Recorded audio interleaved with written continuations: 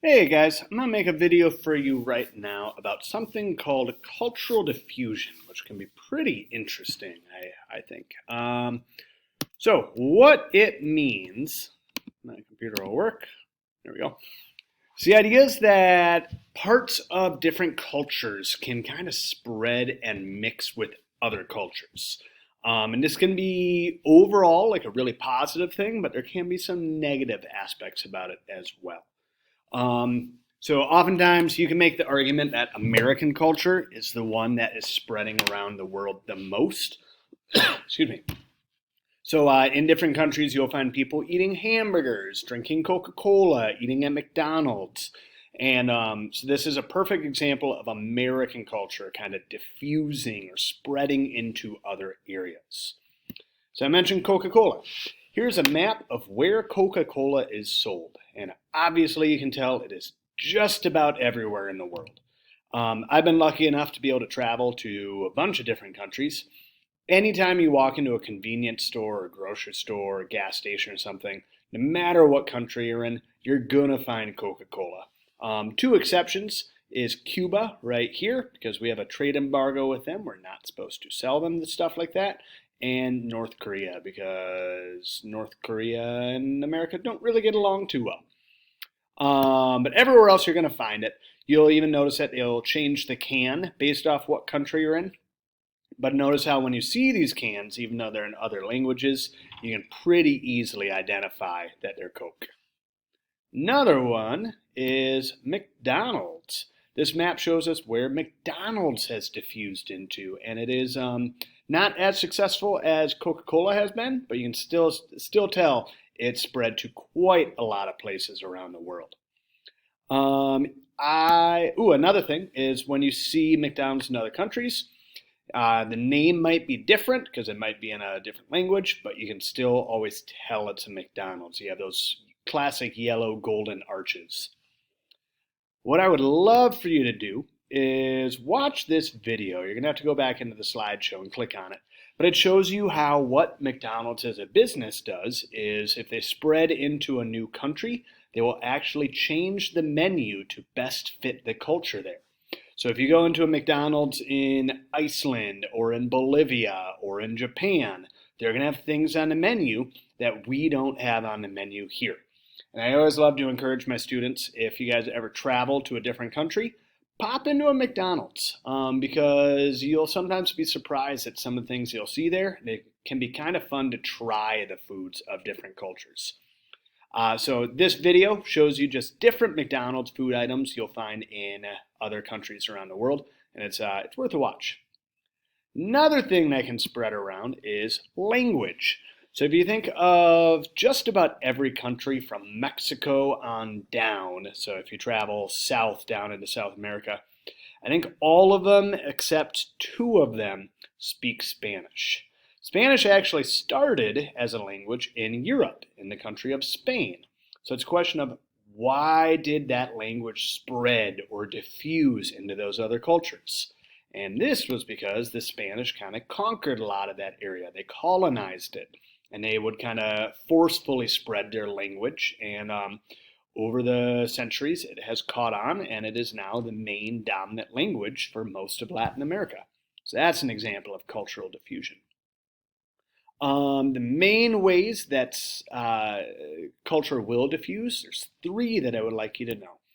First one is through trade. That's like Coca-Cola and McDonald's. They're foreign businesses that move into other countries, and they bring that culture with them. Second way is through technology. If you take a Snapchat video, it can travel all the way across the world pretty much instantaneously. Same thing with Instagram and Facebook, texting, CNN, all that stuff spreads culture around the world. And the third way is through immigration. Our country especially, we have a lot of immigrants. And when they move here, they bring elements of their culture with them. So that's why if you're in just about any city, you're going to be able to find foreign restaurants and experience the food of the immigrants that came here, which is one of my favorite things about our country. Let's see. So now we're going to look at some examples of stuff that is a part of our culture in America, but didn't necessarily start here. So I always like talking about food. Here's some examples. If you go to Starbucks or Caribou and you get like a latte or a cappuccino or something, that is not American. That originated in Italy and France, but it is now a big part of American culture. I mean, there's coffee shops on every street corner just about. Egg rolls were originally coming here from China. Sushi, I'm a huge fan of sushi, but that is Japanese. Pizza would be Italian, as I'm sure a bunch of you know. Tacos and burritos and stuff, that is more Mexican. Ramen is Japanese, along with sushi. Here in Minnesota and Wisconsin, we love bratwurst and with mustard and sauerkraut and stuff. That's very, very German. It was brought here with German immigrants. Our language has a lot of foreign words that have kind of diffused into the English language. So safari is an Arabic word. Cigar is Spanish. The word cookie is actually a Dutch word. Cartoon, karaoke, ketchup. Ballet and cafe are both French. Kindergarten is a German word. Tsunami is Japanese. Moccasin and chocolate are both Native American words. So languages will kind of borrow from other cultures. Got a couple sports for you. First one is soccer. Soccer actually started as a game played in ancient China, as you can see from this little drawing here. It's clearly changed over time and spread to different parts of the world, but now today it is the most popular sport worldwide. Not the most popular sport in the United States, but in the rest of the world, it pretty much certainly is. Lacrosse is a game that originally started with Native Americans, probably we think about 900 years ago. I got some examples of African cultural diffusion. So jazz music was a kind of a fusion of European style music mixed with African music, and jazz is still a very common genre heard today. Rap and hip hop has its roots from ancient African storytelling practices. This musical styling kind of came to North America along with the slave trade, and it changed and evolved over time and became one of the main musical genres in our culture. Another video you can watch if you would like to learn more about this. This is only about 3 minutes long. It kind of shows how hip-hop and rap kind of came to be in the more modern era and how it became one of the dominant musical genres in our culture. Barbecue, another food-related one, is an example of cultural diffusion. It started as more of a Native American style of cooking, and so here in the United States, or what is now the United States, during African slavery, oftentimes slaves were kind of tasked with cooking up these big meals, and they took some of their teachings from the Native Americans of the area, and that kind of evolved into what is American barbecue today. So it traces back to slavery in our country and then further back to Native American culture. Religion has spread throughout the world. This is a little video you can watch showing just kind of how religion spread, where, and when.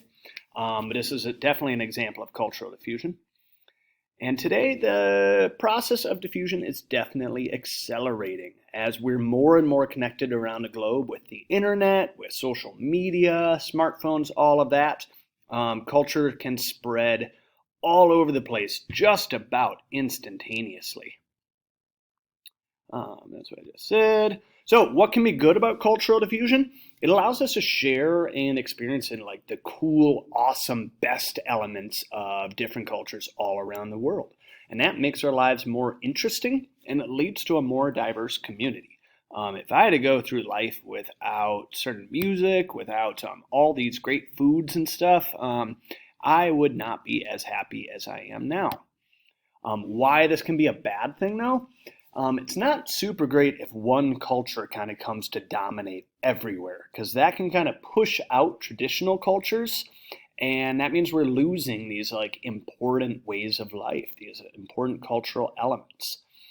And not all of the main aspects of culture that are spreading around are positive ones. Some can be more negative. Like, for example, as kind of Western American style fast food like McDonald's and Burger King spreads to huge areas of the globe, we're finding that people around the world are gaining weight and having more health issues because clearly eating Big Macs all the time is not going to be great for your body. So cultural diffusion can be incredible, but it can have its downsides too, along with most everything that we talk about in this class. So hopefully that all made sense to you. That's cultural diffusion in a nutshell.